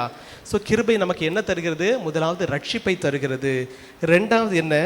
12வது வசனத்தில் வாசிக்கிறப்ப, நாம் இந்த அவபக்தியை நாம் வெறுக்கும்படியாக செய்கிறது. அவபக்தியான காரியங்களை நம்ம விட்டு விலக்குகிறது. ஹல்லேலூயா. தேவனுடைய கிருபை நம்முடைய அவபக்திகள் எல்லாவற்றையும் விலக்குகிறது. ஹல்லேலூயா. மூன்றாவதாக லௌகிக இச்சைகளை வெறுக்க செய்கிறது. இந்த உலகத்தின் இச்சைகளை நாம் வெறுக்கும்படியாக இந்த கிருபை நமக்கு உதவி செய்கிறது. ஹல்லேலூயா. நான்காவதாக தெளிந்த புத்தியோடு வாழும்படியாக நமக்கு உதவி செய்கிறது. ஹல்லேலூயா. நாம் தெளிந்த புத்தியோடு வாழ வேண்டுமானால் அந்த கிருபை நமக்கு உதவி செய்கிறது. ஹல்லேலூயா. ஐந்தாவதாக நீதியுள்ளவர்களாக நம்மை மாற்றுகிறது. ஹல்லேலூயா. நீதியுள்ளவர்களாக நம்மை அந்த கிருபை மாற்றுகிறது. ஹல்லேலூயா. அடுத்ததாக தேவ பக்தியுள்ளவர்களாக நம்மை மாற்றுகிறது. ஹல்லேலூயா. தேவன் மீது அதிகமான பக்தி உடையவர்களாக அந்த கிருபை நம்மை மாற்றுகிறது. அடுத்தபடியாக உலகில் ஜீவிக்க உதவுகிறது. அதாவது சபையில் அல்ல, இந்த உலகத்தில் 12வது வசனம் தீத்து 2ஆம் அதிகாரம் 12வது வசனத்தில் வாசிக்கிற பொழுது இவ்வுலகத்திலே ஜீவனம் பண்ணும்படியாக சொல்லப்பட்டிருக்கு, பண்ணி அப்படின்னு சொல்லப்பட்டிருக்கு. உலகத்திலே வாழும்படியாக, இந்த உலகம் பாவம் நிறைந்த உலகம், இந்த உலகத்திலே வாழும்படியாக கிருபை நமக்கு உதவி செய்கிறது. அந்த பாவங்களை எல்லாம் வெறுத்து நாம் உலகத்திலே பரிசுத்தமாய் வாழத்தக்கதாக இந்த கிருபை நமக்கு உதவி செய்கிறது. அடுத்து என்னப்படுகிறது? கிறிஸ்துவின் வருகைக்காக நாம் எதிர்பார்த்து காத்திருக்கும்படியாக, ஆயத்தப்படும்படியாக நமக்கு உதவி செய்கிறது. 8வது பாயிண்ட் என்னது? இந்த கிருபையானது கிறிஸ்துவின் வருகைக்காக நாம் காத்திருக்கத்தக்கதாக நம்மை ஆயத்தப்படுத்துகிறது. 9வதாக நித்திய ஜீவனை நமக்கு தருகிறது. 1 பேதுரு 3ஆம் அதிகாரம் 7வது வசனத்தை வாசிக்கலாம். 1 பேதுரு 3ஆம் அதிகாரம் 7வது வசனம். அந்தபடி புருஷர்களே, மனைவியானவள் பலவீன பாண்டமாய் இருக்கிறபடியினால் உங்கள் ஜெபங்களுக்கு தடை வராதபடிக்கு நீங்கள் விவேகத்தோടെ அவர்களுடனே வாழ்ந்து உங்களுடனே கூட அவர்களும் நித்திய ஜீவனாகிய கிருபையை சுதந்திரித்துக் கொள்ளுகிறவரானபடியினால் அவர்களுக்கு செய்ய வேண்டிய கனத்தை செய்யுங்கள். நாம் நித்திய ஜீவனாகிய கிருபையை சுதந்திரித்துக் கொள்ளும்படியாக, குடும்பமாய் நாம் நித்திய ஜீவனாகிய கிருபையை சுதந்திரித்துக் கொள்ளும்படியாக அந்த கிருபை நமக்கு உதவி செய்கிறது. ஹல்லேலூயா. ஸோ இந்த 9 காரியங்களையும் கிருபை நம்முடைய வாழ்க்கையில் செய்து கொண்டிருக்கிறது. ஹல்லேலூயா. நாம் என்ன செய்யணும்? சங்கீதம் 90ஆம் அதிகாரம் 14வது வசனத்தை வாசிக்கலாம்.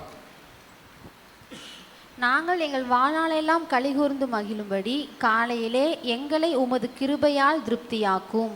அதிகாலையிலே, ஒவ்வொரு நாளும் அதிகாலையிலே தேவனுடைய கிருபையை வாஞ்சிக்கிறவர்களாக நாம் காணப்பட வேண்டும். அந்த நாளுக்கு தேவையான கிருபைகளை நாம் தேவ சமூகத்திலே பெற்றுக்கொண்டு அந்த நாளில் நாம் துவக்குகிறவர்களாக காணப்பட வேண்டும். ஹல்லேலூயா. ஸோ நாம் என்ன செய்யணும்? ஒவ்வொரு நாளும் தேவ சமூகத்தில் காலையில் எழுந்திருந்த உடனேயே தேவ சமூகத்தில் அமர்ந்திருந்து அந்த நாளுக்கு தேவையான கிருபைகளை நாம் தேவ சமூகத்திலிருந்து பெற்றுக்கொள்ள வேண்டும். ஹல்லேலூயா. 2வதாக நீதிமொழிகள் 3ஆம் அதிகாரம் 34வது வசனத்தை வாசிக்கலாம். நீதிமொழிகள் 3ஆம் அதிகாரம் 34வது வசனம். இகழ்வோரை அவர் இகழ்கிறார், தாழ்மை உள்ளவர்களுக்கோ கிருபை அளிக்கிறார். யாருக்கு கிருபை அளிக்கிறார்? தாழ்மை உள்ளவர்களுக்கு. மேட்டிமையான காரியங்கள் நம்முடைய வாழ்க்கையிலே காணப்படாதபடிக்கு நாம் நம்மை தாழ்த்துகிறவர்களாக காணப்பட வேண்டும். நாம் நம்மை தாழ்த்துகிற பொழுது தேவன் நம்முடைய வாழ்க்கையிலே கிருபை அளிக்கிறார், கிருபையை பெருக செய்கிறார். ஹல்லேலூயா. 3வதாக 1 பேதுரு 1ஆம் அதிகாரம் 2வது வசனத்தை வாசிக்கலாம். பிதாவாகிய தேவனுடைய முன் அறிவின்படியே ஆவியானவரின் பரிசுத்தமாக்குதலினாலே கீழ்ப்படிதலுக்கும் இயேசு கிறிஸ்துவனுடைய இரத்தம் தெளிக்கப்படுதலுக்கும் தெரிந்து கொள்ளப்பட்ட பரதேசிகளுக்கும் எழுதுகிறதாவது, கிருபையும் சமாதானமும் உங்களுக்கு பெருக கடவது. கிருபையும் சமாதானமும் நம்முடைய வாழ்க்கையில பெருகும்படியாக நாம் காணப்பட வேண்டும். ஹல்லேலூயா. ஹல்லேலூயா. 2 பேதுரு 1ஆம் அதிகாரம் 2வது வசனத்தை வாசிக்கலாம். பிதாவாகிய தேவனுடைய முன்னறிவின்படியே 2 பேதுரு 1ஆம் அதிகாரம் 2வது வசனம். தேவனையும் நம்முடைய கர்த்தராகிய இயேசுவையும் அறிகிற அறிவினால் உங்களுக்கு கிருபையும் சமாதானமும் பெருக கடவது. கிருபையும் சமாதானமும் எப்பொழுது நமக்கு பெருகிறது? கிறிஸ்துவை அறிகிற அறிவில் நாம் வளருகிற பொழுது கிருபையும் சமாதானமும் நமக்கு பெருகுகிறது. ஹல்லேலூயா. 3 காரியங்கள் நாம் செய்யணும். தினமும் அதிகாலையிலே தேவனுடைய கிருபையை பெற்றுக்கொள்ள வேண்டும். 2வதாக நாம் நம்மை தாழ்த்தி தேவனுடைய சமூகத்திலே கிருபையை பெற்றுக்கொள்ள வேண்டும். கிறிஸ்துவை அறிகிற அறிவின் மூலமாக, அதாவது வேத வசனத்தின் மூலமாக, வேத வசனத்தை வாசிக்கிறதன் மூலமாக தேவனுடைய கிருபையிலே நாம் வளர முடியும். ஹல்லேலூயா.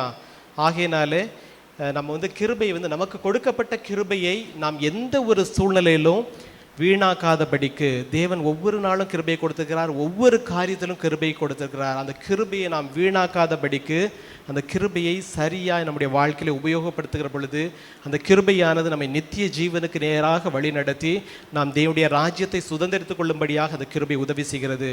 இந்த வார்த்தையின் மூலமாக தேவன் நம்மை ஆசீர்வதிப்பாராக. ஆமென்.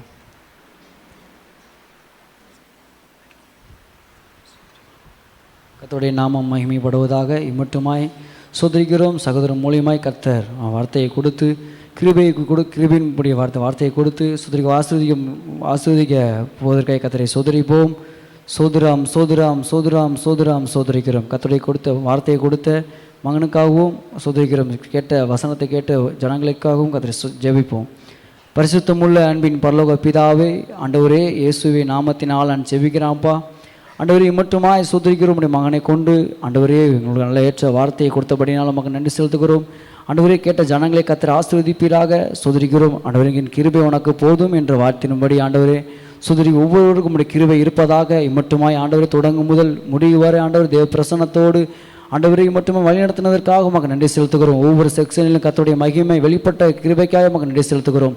ஆண்டவரே ஜனங்களுக்குள்ள ஒரு அற்புதம் நடப்பதாக, அதிசயம் நடப்பதாக ஆண்டவரே நீர் வழிநடத்த வேண்டுமாக செபிக்கிறோம். ஆண்டவரே சுதரிப்பு கூட கடந்து செல்கிறார்கள். ஆண்டவரே உங்களுடைய மகிமை கடந்து செல்லட்டும். உங்களுடைய சமூகம் முன்பாக செல்ல வேண்டுமா நாங்கள் செபிக்கிறோம். சோதரிக்கிற ஆஸ்வதிங்க, பலப்படுத்துங்க. எல்லா விதமான துதி கன மகிமை உமக்கே செலுத்துகிறோம். இயேசுவின் நாமத்தினால் செபிக்க நல்ல பிதாவே, ஆமேன். என் ஆத்துமாவே கர்த்தரை சோத்ரி, என் முழுமே பரிசுத்த நாமத்தை சோத்ரி. என் ஆத்துமாவே கர்த்தரை சோத்ரி, கர்த்தரை செய்த சகல உபகாரங்களை மறவாதே, ஆமேன். சோத்ரிக்கிறோம். ஆண்டவராகிய இயேசு கிறிஸ்து கிருபையும் பிதாவாகிய தேவனுடைய அன்பும் பரிசுத்த ஆவியானுடைய அன்னியும் ஐக்கியமும் சமாதானமும் சந்தோஷமும் நம் அனைவரோடும் இருப்பதாக, ஆமேன். அல்லேலூயா, அல்லேலூயா, அல்லேலூயா, ஆமேன். சோத்ரிக்கிறோம். Praise the Lord.